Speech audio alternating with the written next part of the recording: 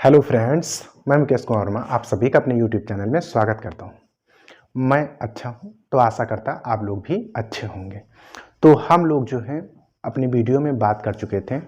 जो पाठ हमारा चल रहा था वो चल रहा था अम्ल क्षार एवं लवण, एसिड बेस एंड साल्ट, जिसमें हम लोगों ने अम्लों के बारे में पढ़ लिया था।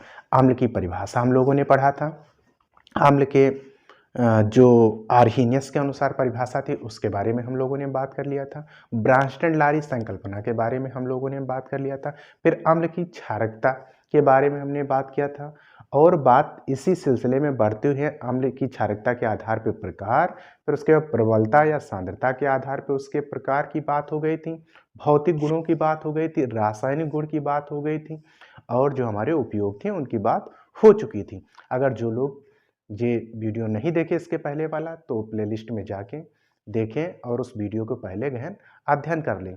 तो आज हम लोग बात करेंगे क्षार की कि क्षार होते क्या हैं। तो जो क्षार होते हैं, अगर हम दैनिक जीवन में क्षार की बात करें, परिभाषा की बात करें कि दैनिक जीवन में जो हम वस्तुओं का उपयोग करते हैं उनके आधार पर क्षार कैसे होते हैं, तो वे पदार्थ जिनका स्वाद तीखा तथा कसैला होता है, वे पदार्थ जिनका स्वाद तीखा तथा कसैला होता है वो क्षार कहलाते हैं। ये हो गई जर्नल हमारी परिभाषा। अब बात करते हैं प्रयोगशाला के आधार पे या विज्ञान के आधार पे। तो हम लोग जो विज्ञान के आधार पे या प्रयोगशाला के आधार पे क्षार को परिभाषित किया गया उसमें कहते हैं वे पदार्थ जिनको जलीय विलयनों में प्रवाहित करने पर, वे पदार्थ जिनको जलीय विलयनों में प्रवाहित करने पर OH माइनस आयन देते हैं। OH माइनस मतलब हाइड्रॉक्साइड आयन देते हैं। तो हाइड्रॉक्साइड आयन जो पदार्थ देंगे वो क्या कहलाएंगे, वो क्षार कहलाएंगे। ये बात हो गई क्षार की परिभाषा की। तो हम लोग लिख के समझ सकते हैं कि वे पदार्थ वे पदार्थ जिनका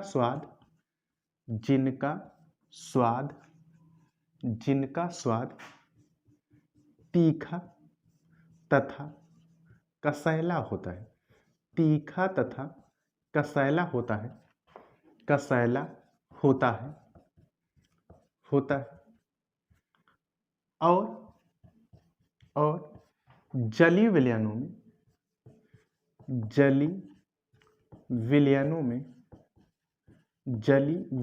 में OH माइनस, अच्छा इसे हम लोग कहते हैं हाइड्रॉक्साइड आयन, हाइड्रॉक्साइड आयन देता है क्षार कहलाते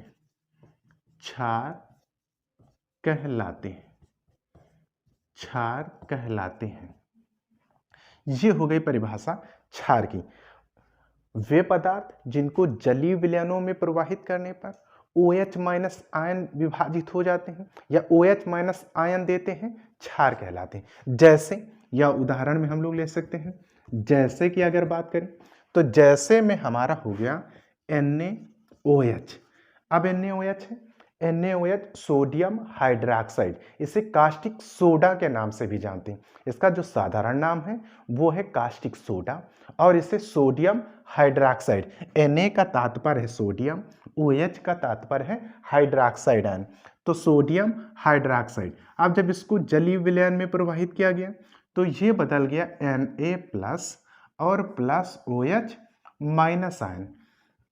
तो यहां से अच्छा ये बात कर लेते हैं, ये जो चिन्ह लगा हुआ है इस चिन्ह को हम लोग बोलते हैं उत्क्रमणी। उत्क्रमणी किसे कहते हैं या उत्क्रमणी अपक्रिया किसे कहते हैं, तो वे अपक्रिया जो अग्र तथा पश्च आगे भी जाए और वह अपक्रिया पुनः दूसरा रिटर्न वही पदार्थ बना दे। तो वे पदार्थ जो अग्र तथा पश्च दोनों दिशाओं में या वे अपक्रिया जो अग्र तथा पश्च दोनों दिशाओं में चलती हैं वो उत्क्रमणीय अपक्रिया कहलाती है। मतलब एक पदार्थ जो लिया जाए उससे दूसरा पदार्थ बनाया जाए और उस दूसरे पदार्थ से पुनः वो पदार्थ बना लिया जाए। तो इस पदार्थ प्रकार की जो अपक्रियाएं होती है वो होती है उत्क्रमणीय। जैसे अगर जर्नल उदाहरण की बात करें, जैसे मोम ले लिया जाए तो मोम से मोमबत्ती का निर्माण किया गया। अब मोमबत्ती बनाने में हम लोग धागा डाल दी, उसके बाद सांचे में डाल के गला के मोमबत्ती का निर्माण कर लिया गया, फिर उसको जलाया गया।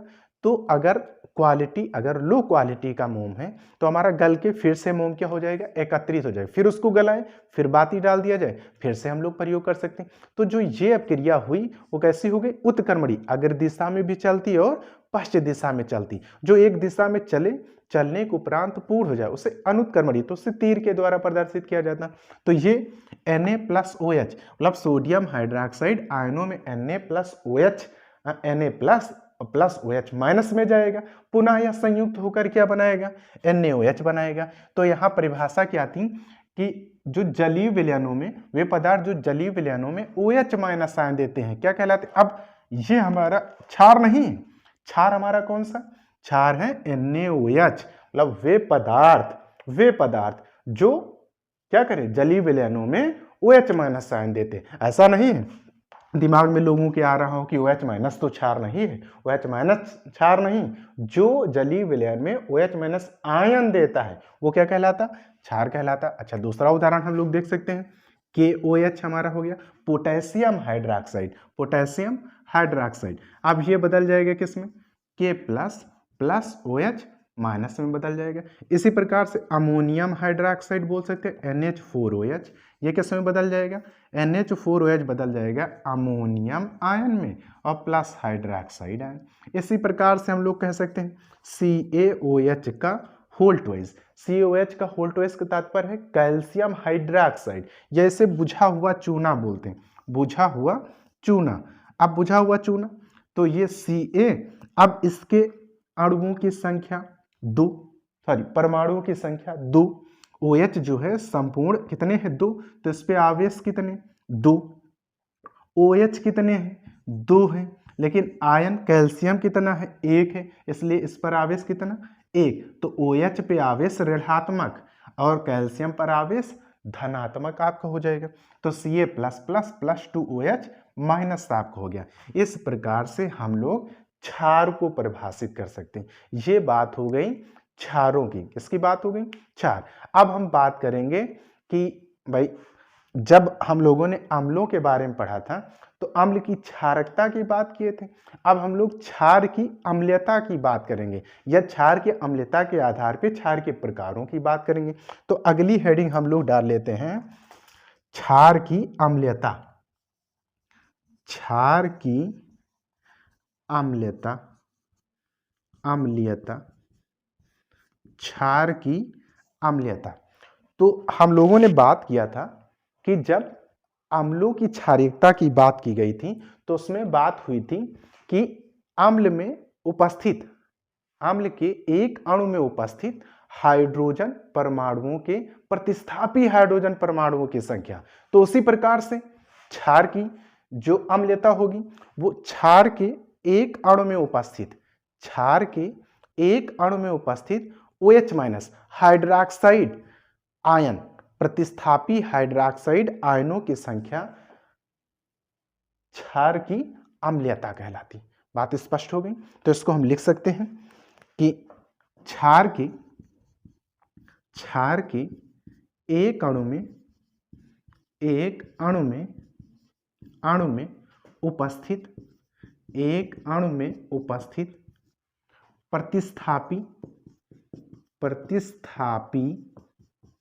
प्रतिस्थापी हाइड्रोक्साइड परमाणुओं की संख्या, हाइड्रोक्साइड परमाणुओं की संख्या क्या कहलाती, क्षार की अम्लता कहलाती। क्षार की अम्लता कहलाती है। ये बात हो गई क्षार की अम्लता की। फिर से एक बार समझेंगे, क्षार के एक अणु में उपस्थित प्रतिस्थापी हाइड्रोक्साइड आयनों या हाइड्रोक्साइड आयन परमाणुओं की संख्या क्षार की अम्लता कहलाती। जैसे अच्छा, इसके अब प्रकार की बात कर लेते हैं पहले। इसी के साथ साथ में प्रकार की अगर हम बात करेंगे कि क्षार की अम्लता के आधार पे इनको मुख्यतः 3 भागों में बांटा गया। तो प्रकार की अगर बात करें, क्षार की अम्लता का प्रकार, क्षार की अम्लता के आधार पर क्षारों के प्रकार। तो अम्लता के आधार पर जो है इन्हें 3 भागों में, मुख्य या निम्न भागों में बांटा गया है। यहाँ कह सकते हैं निम्न या प्रमुख 3 भागों में बांटा गया, निम्न भागों में बांटा गया, निम्न भागों में बांटा गया है। अब निम्न भाग कौन कौन से हैं? तो यहां भी जैसे वहां क्या था भाई, एक अम्लीयता उसमें उपस्थित थी, एक क्षारीय था, द्विक्षारकीय था, त्रिक्षारकीय। तो यहां से आपकी लोग नीचे ही लिख लेते हैं।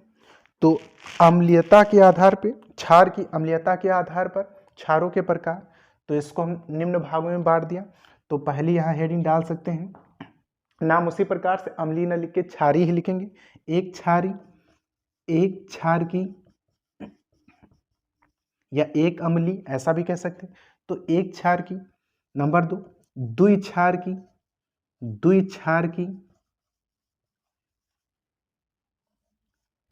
नंबर 3 त्रिक्षार की। अब परिभाषा हम लोग डायरेक्ट समझ लेंगे यहीं से। वे क्षार जिनमें एक हाइड्रॉक्सी समूह, वे क्षार जिनमें एक हाइड्रॉक्सी समूह प्रतिस्थापित होता है, वो एक क्षार की हो जाएगा। जिसमें 2 हाइड्रॉक्सी समूह प्रतिस्थापित होते हैं, वो द्विक्षार की आपका हो जाएगा। जिसमें 3 हाइड्रॉक्सी समूह प्रतिस्थापित होंगे, वो त्रिक्षार की हो जाएगा। तो हम लोग यहाँ उदाहरण में ले सकते हैं। जैसे एक क्षारकी में NaOH हो गया, क्या हो गया? NaOH हो गया, KOH हो गया। ये सब कैसे हो जाएंगे? एक क्षारकी हो जाएंगे। द्विक्षारकी की अगर बात करें तो इसमें हम लोग लिख सकते हैं CaOH का होल ट्वाइस, CaOH का होल ट्वाइस। अगला हम लोग इसी प्रकार से अगला लिख सकते हैं, मिल्क ऑफ मैग्नीशिया का नाम सुने होंगे, MgOH का होल ट्वाइस, MgOH का होल ट्वाइस। तो ये बात हो गई किसकी? द्विक्षारकी की बात। त्रिक्षारकी में अगर बात करें तो यहाँ कह सकते हैं AlOH का होल थ्राइस, AlOH का होल थ्राइस, एल्यूमिनियम ट्राईहाइड्रॉक्साइड, एल्यूमिनियम ट्राईहाइड्रॉक्साइड। तो इस प्रकार से और भी कह सकते हैं FeOH का होल थ्राइस, FeOH का होल थ्राइस। तो चाहे दो भी उदाहरण कर सकते। त्रिक्षारकी में अगला भी लिख सकते हो FeOH का होल थ्राइस। तो ये हो गया एल्यूमिनियम ट्राईहाइड्रॉक्साइड, यहाँ हो गया आयरन ट्राईहाइड्रॉक्साइड या फेरिक ट्राईहाइड्रॉक्साइड। तो द्विक्षारकीय वाले में इसी प्रकार से भी इसमें भी बढ़ाया जा सकता है, NaOH वाले में भी बढ़ाया जा सकता है। यहाँ कह सकते हैं NaOH, KOH आदि, NaOH, KOH आदि। इसी प्रकार से हम लोग द्विक्षारकी में लिख सकते हैं। द्विक्षारकी में MgOH भी बढ़ा लो, MgOH का होल ट्वाइस, MgOH का होल ट्वाइस यहाँ से हो गया। ये बात हो गई हमारी किसके लिए? क्षार की अम्लीयता के बारे में। अब हम लोग इसकी प्रबलता या दुर्बलता के आधार पर क्षार के प्रकार के बंटवारा करेंगे, अम्लीयता व दुर्बलता के आधार पर। ये बात हो गई हम लोगों की क्षार के बारे में और क्षार की अम्लीयता के बारे में। तो अम्लीयता हम लोग समझ गए। अब बात करते हैं प्रबलता के आधार पे। तो यहां से लिख सकते हैं क्षार के प्रकार, क्षार के प्रकार। अब प्रबलता के आधार पे क्षारों को 2 भागों में बांटा गया। कितने भागों में?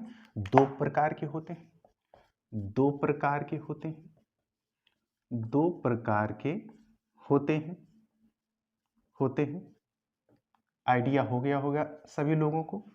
जैसे अम्ल 2 प्रकार के थे, प्रबल और दुर्बल, उसी प्रकार से क्षार भी कितने प्रकार के होंगे? 2 प्रकार के। एक कौन सा हो गया? प्रबल क्षार। पहला कौन सा हो गया? प्रबल क्षार। दूसरा कौन सा हो गया? दुर्बल क्षार। तो हेडिंग डाल ली हम लोग प्रबल क्षार। अब प्रबल क्षार कौन से होते हैं? प्रबल क्षार कौन से होते हैं? वे क्षार वे क्षार जो आसानी से OH माइनस आयन देते हैं। तो लिख सकते हैं परिभाषा में, वे क्षार जो जलीय विलयनों में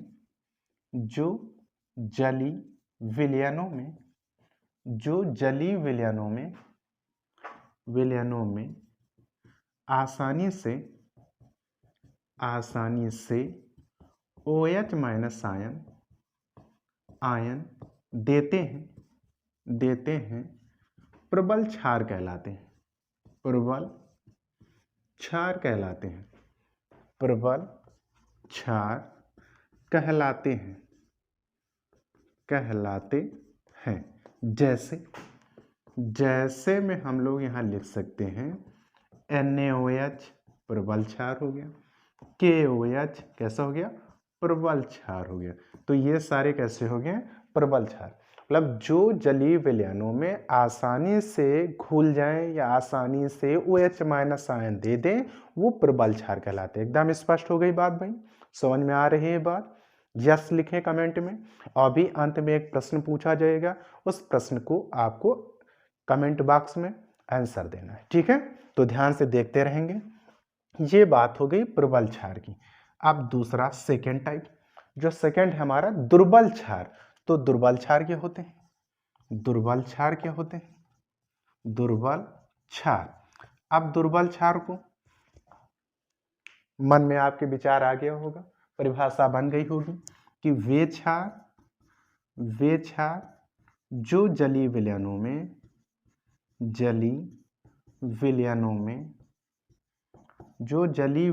में आसानी से OH माइनस आयन क्या करते हैं? नहीं देते। आसानी से OH माइनस आयन नहीं देते हैं, क्या कहलाते हैं?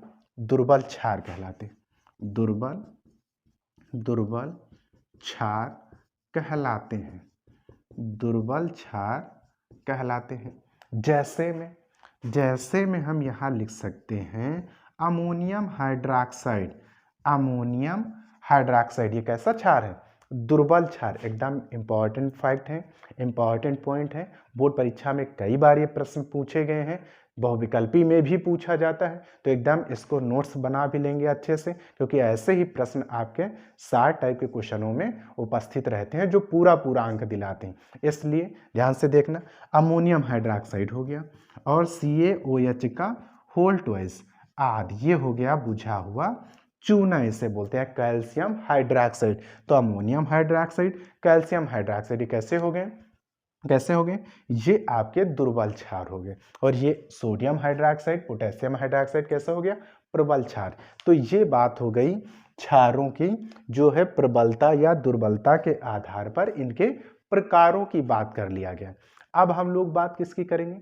अब हम लोग बात करेंगे क्षारों के भौतिक गुण के बारे में। किसके बारे में? क्षारों के भौतिक गुण। तो यहाँ से हेडिंग डाल दिए, क्षार की फिजिकल प्रॉपर्टी या क्षारों के भौतिक गुण। अब भौतिक गुण निम्न प्रकार के हैं, इसके बहुत सारे भौतिक गुण हैं। तो हम लोग point number 1, point number 2, 1-2 point लिख लेते हैं। नंबर एक, अगर जो अम्ल था वो नीले लिटमस पेपर को लाल करता है, तो क्षार जो हमारे होंगे वो लाल लिटमस पेपर को नीला कर देते हैं। तो पॉइंट नंबर 1 हो गया, यह लाल लिटमस पेपर को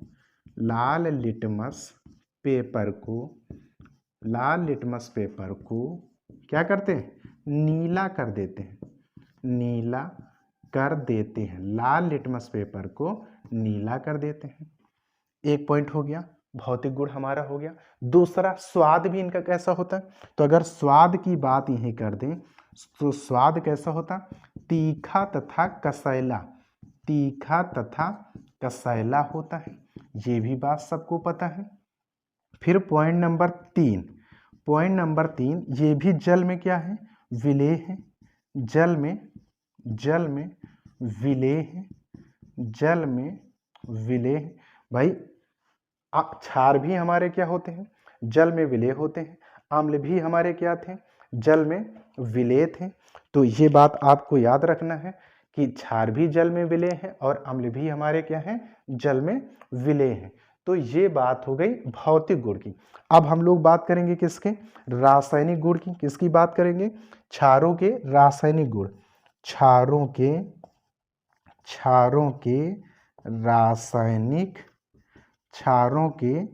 रासायनिक गुण की बात करेंगे। तो क्षारों के बहुत से रासायनिक गुण हैं, तो निम्न रासायनिक गुण है, निम्नलिखित गुण है। अब भाई भौतिक गुण की बात तो हो गई, बात किसकी करना है, रासायनिक गुण की हमको करना है। तो रासायनिक गुण बहुत सारे हैं। नंबर 1 हम लोग यहाँ लिख सकते हैं, नंबर 1, अच्छा अम्ल जो थे पॉइंट में उसमें लिखे थे सक्रिय धातुओं से क्रिया करते हैं।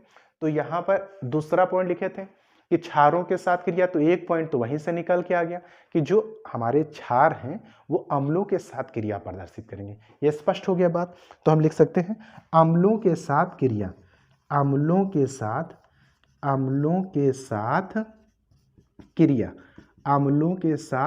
क्रिया। तो अम्लों के साथ जो क्षार हैं अम्ल के साथ क्रिया करके लवण तथा जलवाष्प बनाते हैं। तो यहाँ हम लिख सकते हैं कि अम्ल क्षार अम्लों के साथ क्रिया करके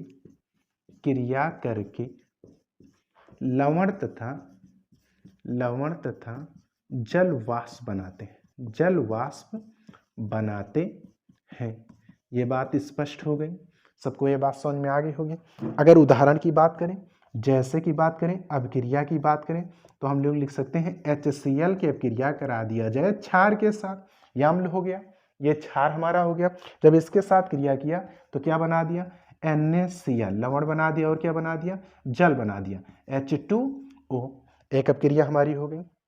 दूसरी अभिक्रिया हम इसी में लिख सकते हैं, दूसरी अभिक्रिया लिख सकते हैं कि अम्लों का जो उपयोग है या जो क्षार हैं वो उच्च वसीय अम्लों के साथ क्रिया करा के साबुन का निर्माण करते हैं। बहुत इंपॉर्टेंट पॉइंट है। तो यहां लिख सकते हैं किसके साथ क्रिया, उच्च वसीय अम्लों के साथ, उच्च वसीय अम्लों के साथ, उच्च वसीय अम्लों के साथ या उच्च वसीय अम्लों के साथ अभिक्रिया। तो इसमें क्या लिखेंगे कि जो हमारी वसा होगी, वसा के साथ जब हमारा क्षार क्रिया कराएगा तो क्या बनाएगा, साबुन बना देगा। और एक पदार्थ साथ में बनता है ग्लिसरॉल, ग्लिसरीन या ग्लिसरॉल बनता है। क्या बनता है, ग्लिसरीन बनती है या ग्लिसरॉल बनता है। तो ये बात हो गई क्षारों के रासायनिक गुण की। किसकी बात हो गई, क्षारों के रासायनिक गुण। तो सभी बच्चे लिख भी लिए होंगे साथ साथ में, बात समझ में आ गई होगी। फिर से एक बार समझ सकते हैं क्षार के प्रकार के, तो हमने कहा 2 प्रकार के होते हैं, प्रबल क्षार और दुर्बल क्षार। प्रबल क्षार वे क्षार जो जलीय विलयनों में आसानी से OH- आयन देते हैं, प्रबल क्षार कहलाते हैं। ये बात एकदम स्पष्ट हो गई। फिर दूसरी बात हम लोगों ने लिखा दुर्बल क्षार, वे क्षार जो जलीय विलयनों में आसानी से OH- आयन नहीं देते हैं, दुर्बल क्षार हो गया। फिर उसके बाद हम लोगों ने बात किया उदाहरण में, जैसे NH4OH COH का होल्ट OH, प्रबल क्षार में NaOH KOH की बात हो गई।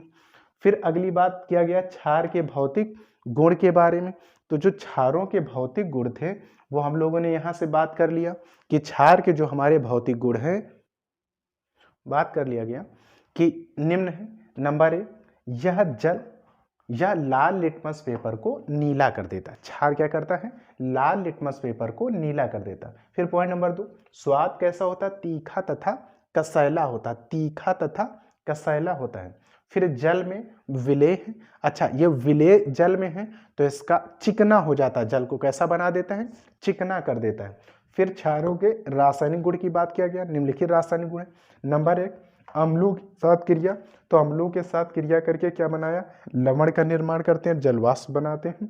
फिर अगली बात करते हैं उच्च वसीय अम्लों के साथ अब क्रिया, तो उच्च वसीय अम्लों के साथ क्रिया जब क्षार करता है तो साबुन और ग्लिसरीन बनाता है, साबुन और ग्लिसरॉल बनाता है। इसकी अब क्रिया आगे हम बताएंगे भी आपको, ठीक है।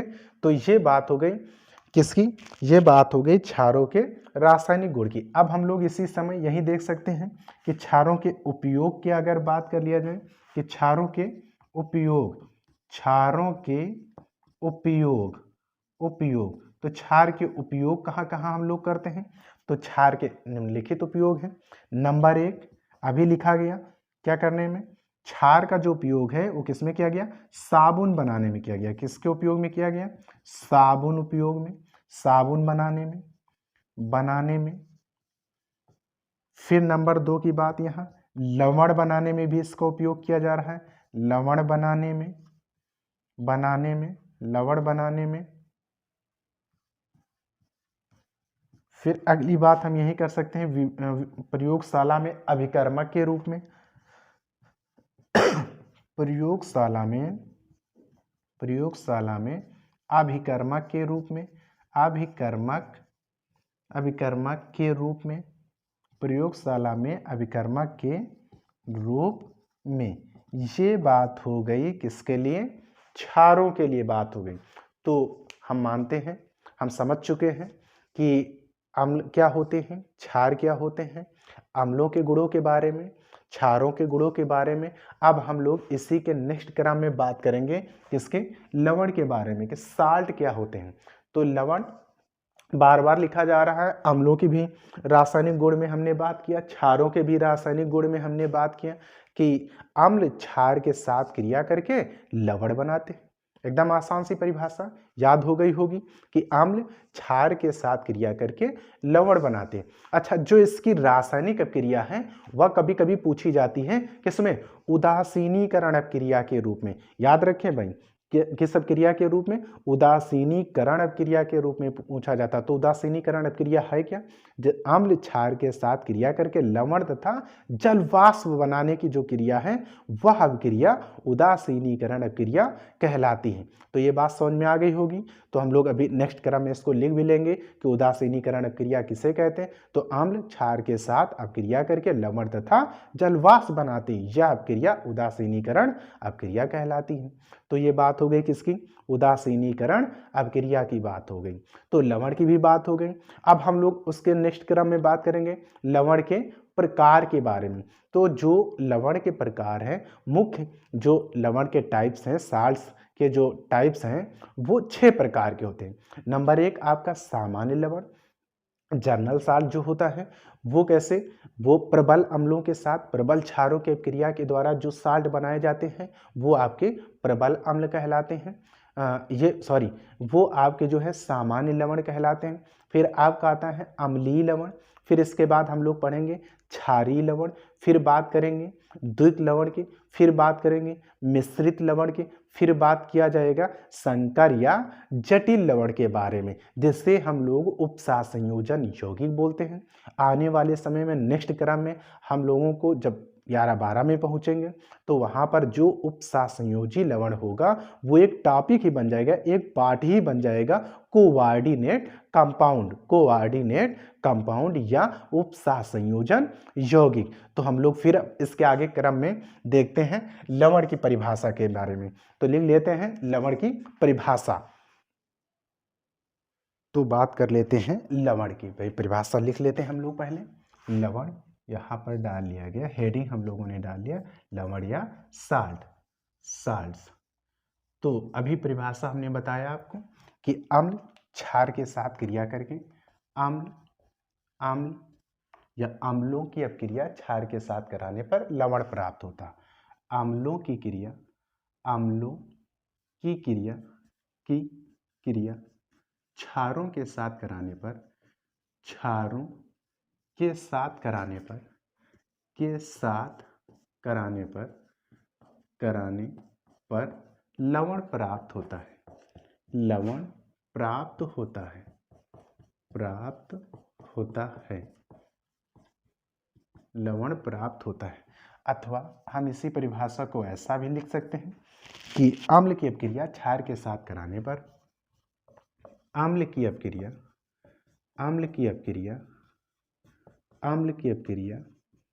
क्षार के साथ अम्ल की अपक्रिया क्षार के साथ कराने पर लवण तथा जलवाष्प प्राप्त होता है, जल प्राप्त होता है, ऐसा भी लिख सकते हैं, जल प्राप्त होता है।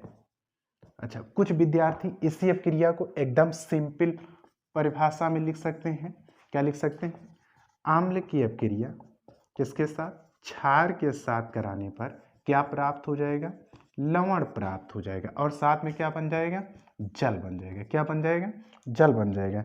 ये हो गई किसकी? लवण की परिभाषा की बात। तो कोई भी परिभाषा आप लिख सकते हैं लवण की, चाहे अम्लों की क्रिया क्षारों के साथ कराने पर लवण प्राप्त होता, आप ये भी बात कह सकते हैं।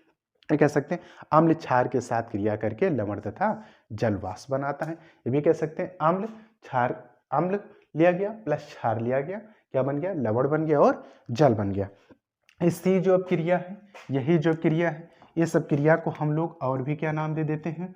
उदासीनीकरण। क्या नाम दे देते हैं? उदासीनीकरण अपक्रिया भी इसी को बोलते हैं। क्या बोलते हैं? उदासीनीकरण अपक्रिया। तो नोट में से लिख भी सकते हैं कि इस अपक्रिया को क्या बोलते हैं? उदासीनीकरण अपक्रिया बोलते हैं। अब हम बात कर लेते हैं जैसे में हमारे क्या होंगे? जैसे तो जैसे में हम लोग यहाँ लिख लेंगे, क्या हुआ? NaCl आपका हो गया। NaCl हमारा क्या हो गया? लवण हो गया। NaCl हमारा क्या हो गया? लवण हो गया। फिर उसके बाद बात कर लेते हैं किसकी? KCl की। KCl हमारा क्या हो गया? लवण हो गया। फिर इसी क्रम में हम लोग बात कर लेते हैं लवण की, तो फिटकिरी, यहाँ से लिख सकते हैं फिटकिरी। क्या लिख सकते हैं? फिटकिरी। फिटकिरी हमारा क्या हो गया? साल्ट हो गया। मोहर लवण, इसकी बात कर लिए, मोहर लवण। अभी इसका सूत्र भी लिख दिया जाएगा, मोहर लवण। ये हमारे सब क्या हो गए? ये सब कैसे हो गए? CaOCl2 कैल्शियम ऑक्सी क्लोराइड, ये सब हमारे क्या हो गए? आद ये सब हमारे क्या हो गए? लवण हो गए। तो सोडियम क्लोराइड भी हमारा लवण हो गया, KCl भी हमारा लवण हो गया, फिटकिरी भी हमारा लवण हो गया। फिर उसके बाद मोहर लवण भी क्या हो गया? साल्ट हो गया। और क्या हो गया? CaOCl2, ये भी हमारे क्या हो गए? ये भी हमारे क्या हो गए? ये लवण हो गए। अब हम बात कर लेते हैं लवण के प्रकार की। किसकी बात कर लेते हैं? लवण के प्रकार की। तो लवण के प्रकार, अभी हमने बात किया लवण कितने प्रकार के होते हैं? 6, टाइप्स ऑफ साल्ट। लवण के प्रकार, यहाँ हेडिंग डाल लेते हैं बीचों बीच में, लवण के प्रकार, टाइप्स ऑफ साल्ट, लवण के प्रकार। तो यहाँ लिख सकते हैं लवण मुख्यतः 6 प्रकार के होते हैं। लवण कितने प्रकार के होते हैं? मुख्यतः 6 प्रकार के होते हैं। लवण मुख्यतः कितने प्रकार के होते हैं? 6 प्रकार के होते हैं। 6 प्रकार के होते हैं। लवण कितने प्रकार के होते हैं? 6 प्रकार के होते हैं। तो नंबर एक यहाँ से हो गया सामान्य लवण। नंबर दो बात कर लेते हैं। नंबर 2 आ गया अम्लीय लवण। नंबर 3 बात कर लेते हैं। नंबर 3 यहाँ से आ गया क्षारीय लवण। नंबर 4 हमारा आ गया कौन सा? द्विक लवण। नंबर 5 हमारा आ गया मिश्रित लवण। नंबर 6 हमारा आ गया, 6 कौन सा आ गया? संकर लवण, या इसी को बोला गया जटिल लवण। कौन सा? जटिल लवण हमारा हो गया। तो ये बात हो गई किसके? लवण की। ये बात किसकी हो गई? लवण की। तो अब बात कर लेते हैं इनकी परिभाषा की कि अम्लीय क्या होते हैं तो या सामान्य क्या होते हैं। तो सामान्य लवण वे लवण जो प्रबल अम्ल और प्रबल क्षारों की अपक्रिया के दौरान प्राप्त होते हैं, और इसमें ना तो H+ आयन होता है और ना ही OH- आयन होता है। इस प्रकार के जो साल्ट होते हैं, लवण होते हैं, वो क्या कहलाते हैं? सामान्य लवण कहलाते हैं। फिर से एक बार परिभाषा, वे लवण जो प्रबल अम्लों व प्रबल क्षारों के साथ अपक्रिया करने के दौरान प्राप्त होते हैं, इसमें ना तो H+ आयन होता है और ना ही OH- आयन होता। इस प्रकार के लवण सामान्य लवण कहलाते हैं। तो परिभाषा आपने लिख भी लिया होगा, सुन लिया है, लिख लिए होंगे, याद हो गई होगी बात। ठीक है, तो अब हम लोग उदाहरण में ले सकते हैं। जैसे बात कर लेते हैं, तो जैसे में हम लोग यहाँ लिख सकते हैं, जैसे में बात कर सकते हैं NaCl की, NaCl। अच्छा, अपक्रिया की बात कर लिया जाए कि कैसे बना होगा, तो हमने कहा यहाँ उदाहरण देख सकते हैं, यहीं साइड में लिख देते हैं कि अपक्रिया किसके साथ किया हुआ, NaOH प्रबल क्षार हमारा था, ये किसके साथ अपक्रिया कराया, किसके साथ, प्रबल अम्ल के साथ अपक्रिया किया और क्या बना दिया, NaCl बना दिया और क्या बना दिया, H2O बना दिया। तो प्रबल अम्ल प्रबल क्षार के साथ अपक्रिया करके प्रबल लवण का निर्माण करता है, जिसे हमने क्या कहा, सामान्य लवण। क्यों? क्योंकि इसमें ना तो H+ आयन, बताइए भाई, सोडियम क्लोराइड है ना, तो सोडियम क्लोराइड में कहीं H+ दिख रहा है, कहीं H+ आपका दिख रहा है, नहीं दिखाई दे रहा। कहीं OH- आयन है साथ में, नहीं दिखाई दे रहा। तो वे लवण जिनमें ना तो H+ आयन होते हैं और ना ही OH- आयन होते हैं, वो क्या कहलाते हैं आपके, वो क्या कहलाते हैं, सामान्य लवण कहलाते हैं। तो यहाँ कह सकते हैं NaCl आपका हो गया, आपका KCl आपका हो जाएगा, ये सब किस में चले जाएंगे, सामान्य लवण में चले जाएंगे। ये बात किसकी हो गई, सामान्य लवण की। यही कर सकते हैं, KCl आपका आदि हो गया। अब क्रिया भी सबकी समझ में आ गई। फिर अब हम बात करते हैं किसकी, अम्लीय लवण की। तो जब अम्ल क्षार के साथ अपक्रिया करता है और उस ऐसा लवण बनाता है जिसमें हाइड्रोजन आयन उपस्थित होता है, जैसे NaHSO4, जैसे में हम लोग लिख सकते हैं, जैसे NaHSO4 सोडियम बाई सल्फेट, क्या लिख सकते हैं, सोडियम बाई सल्फेट। इसी प्रकार से हम लोग लिख सकते हैं NaHCl3 sodium by trichloride, sodium by trichloride. ये कैसा हो गया, अम्लीय। अब दिख रहा है इसमें क्या उपस्थित है, मतलब जिनमें क्या हो, अम्ल जब क्षार के साथ अपक्रिया करे, अपक्रिया के दौरान जो साल्ट प्राप्त होता है उसमें क्या होता है, उसमें H+ आयन उपस्थित होता है। जिनमें H+ आयन उपस्थित होगा वे कैसे हो जाएंगे, अम्लीय लवण हो जाएंगे। कैसे हो जाएंगे, अम्लीय लवण हो जाएंगे। अब बात कर लेते हैं किसकी, क्षारीय लवण की। तो क्षारीय लवण वे लवण या जिनमें अम्ल क्षार के साथ अपक्रिया के दौरान बनाते हैं और इनमें OH- आयन उपस्थित होता है। क्या उपस्थित होता है, OH- आयन उपस्थित होता है। जैसे में हम लिख सकते हैं यहाँ से FeOH का whole twice into Cl, FeOH का whole twice into Cl, gamma यहीं लिख सकते हैं ZnOH का होल ट्वाइस इंटू Cl। तो बात कर लेते हैं क्षारीय लवण की, जिनमें OH- अम्ल क्षार के साथ अपक्रिया के दौरान जिनमें OH- आयन उपस्थित होता है, क्या कहलाते हैं, क्षारीय लवण।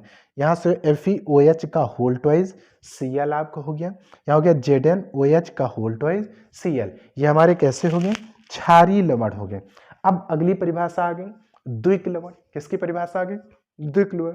जब अम्ल क्षार के साथ अपक्रिया करता है, लवण बनाता है और इसमें दो लवण एक दूसरे से स्पर्श करके जो साल्ट का निर्माण करते हैं वो द्विक लवण कहलाते हैं। जिनमें दो लवण आपस में क्या हो, जुड़े रहे, वो क्या कहलाते हैं, द्विक लवण। जैसे अभी हमने बात किया था ऊपर, फिटकिरी है, मोहर लवण है, ये दोनों द्विक लवण थे।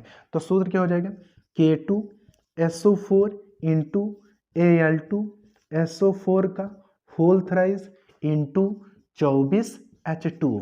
भाई ध्यान से देखना क्या लिखा है, K2SO4 इंटू Al2SO4 का होल थ्राइस इंटू 24H2O। फिर से एक बार देख लेंगे, K2SO4 इंटू Al2SO4 का होल थ्राइस इंटू आपका 24H2O। अब हम बात कर लेते हैं किसकी, अगला सूत्र मोहर लवण। तो FeSO4 इसका होता है, यहां से कामा लगा दी, FeSO4 इंटू NH4 का whole twice into SO4 into 6H2O। देख लेंगे फिर से भाई, FeSO4 इंटू NH4 का whole twice into SO4 into 6H2O। क्या हो गया? 6H2। ये किसका सूत्र है? ये था हमारा किसका? मोहर लवण का सूत्र है। किसका सूत्र है? मोहर लवण। तो यहाँ बात हो गई कि जब दो लवण, अब दो लवण कौन सा है? यहाँ पोटेशियम सल्फेट भी था और क्या है? एल्यूमिनियम सल्फेट, Al2SO4 का होल थ्राइस। अब जब दो साल्ट आपस में जुड़े, दो साल्ट आपस में जुड़े तो कैसा लवण बना दिया? द्विक लवण। तो पहले अम्ल क्षार के साथ क्रिया किया, लवण बनाए। अब इस लवण बनने के दौरान कैसा लवण प्राप्त हुआ? द्विक लवण, जिनमें दो लवण आपस में संयुक्त रहते हैं। ये हो गया फिटकरी का सूत्र हमारा। फिर से एक बार देख लेंगे, K2SO4 इंटू Al2SO4 का होल थ्राइस इंटू 24H2। ये हो गया फिटकरी। दूसरी बात हो गई मोहर लवण की, FeSO4 इंटू NH4 का whole twice into SO4 into 6H2। ये हो गया मोहर लवण। तो हम लोग समझ गए कौन कौन सा। सामान्य लवण की बात हो गई, अम्लीय लवण की बात हो गई, क्षारीय लवण की बात हो गई, द्विक लवण की बात हो गई। अब हम लोग बात कर लेंगे मिश्रित लवण के बारे में। किसके बारे में? मिश्रित लवण। तो मिश्रित, जब दो या दो से अधिक साल्ट आपस में जुड़ते हैं तो मिश्रित लवण का निर्माण करते हैं। जैसे CaOCl2, जैसे यहाँ से हम लोग लिख सकते हैं जैसे CaOCl2। अच्छा, या इसको हम ऐसा भी लिख सकते हैं CaOCl, एक ब्रैकेट में, बाहर क्या लिख सकते हैं? Cl, CaOCl, फिर बाहर भी क्या लिख सकते हैं हम लोग? Cl। अगला हम लिख सकते हैं NaKSO4, NaKSO4, sodium potassium sulphate, sodium potassium sulphate. ये कैसे हो गए? मिश्रित लवण हो गए। कैसे हो गए? मिश्रित लवण हो गए। फिर उसके बाद अब हम लोग बात करेंगे किसके? संकर लवण। संकर लवण होते क्या हैं? जो जटिल होते, जिनकी संरचनाएं बहुत जटिल होती और इनमें एक साल्ट जलीय विलयन में घुल सकता है, दूसरा जलीय विलयनों में नहीं घुलता। इस प्रकार के जो लवण होते हैं वो संकर लवण होते हैं।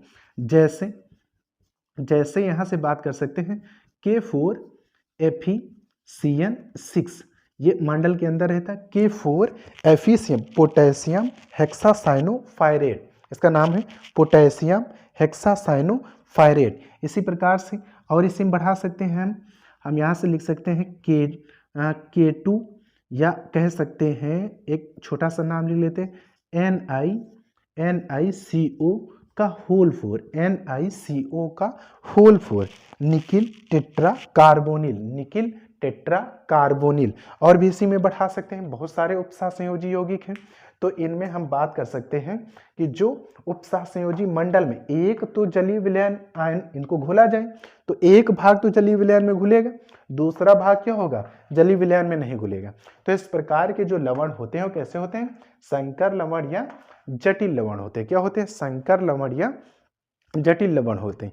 तो ये बात हो गई किसके लिए? लवण के बारे में। तो हम लोग बात समझ गए कि लवण होते क्या हैं। फिर उसके बाद लवण कितने प्रकार के होते हैं, लवण के निर्माण की जो विधियां हैं वो देख सकते हैं अम्ल क्षार के साथ क्रिया करके, लवण या जलवाष्प। इसी प्रकार से बहुत सारी क्रियाएं हैं, हम लोग लिख सकते हैं लवण बनाने की विधियों के बारे में। तो ये बात हो गई किसके लिए? लवण। अब लवण के भौतिक गुण के बारे में अगर बात किया जाए तो आप इसी से देख के स्पष्ट कर सकते हैं कि इनका स्वाद कैसा होता है। भाई लवण साल्ट का जब नाम आ जाए तो तुरंत दिमाग में आ जाता है कि इसका स्वाद कैसा होगा? नमकीन हो जाएगा, बहुत सारे स्वाद चेंज भी रहेंगे।